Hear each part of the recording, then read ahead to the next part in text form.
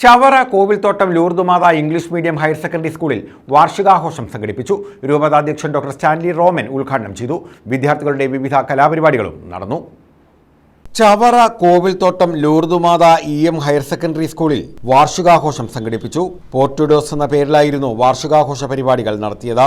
കൊല്ലം രൂപതാ bishop doctor Stanley Roman ഉദ്ഘാടനം ചെയ്തു.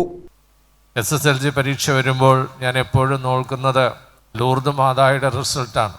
100% ഇവിടെ ലഭിച്ചുകൊണ്ട് എനിക്ക് തോന്നുന്നു ഒരു വർഷം പോലും അത് നഷ്ടപ്പെട്ടിട്ടില്ല എന്നാണ് എൻ്റെ വിചാരം.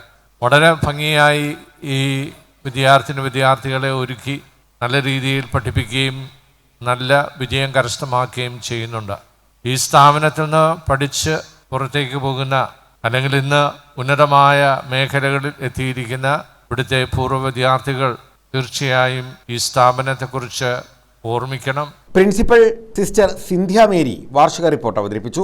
PTA പ്രസിഡന്റ് C ഉണ്ണികൃഷ്ണൻ അധ്യക്ഷത വഹിച്ചു. കൊല്ലം ജില്ലയിൽ കരുനാഗപ്പള്ളി താലൂക്കിൽ ചവറ എന്ന് പറയുന്ന ഈ പ്രദേശത്ത്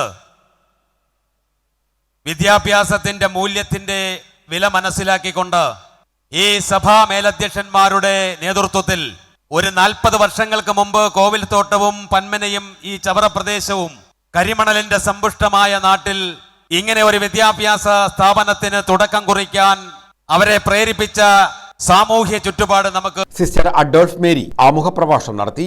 ഡോക്ടർ മിൽട്ടൺ ജോർജ് അനുഗ്രഹ പ്രഭാഷണം നിർവഹിച്ചു.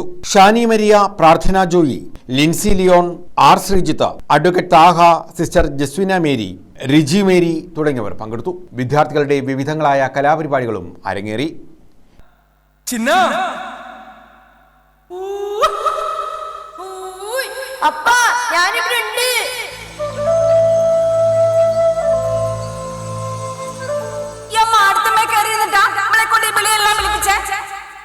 ആ മുരുവാലം കൊരങ്ങച്ചിനില്ല അമ്മേ.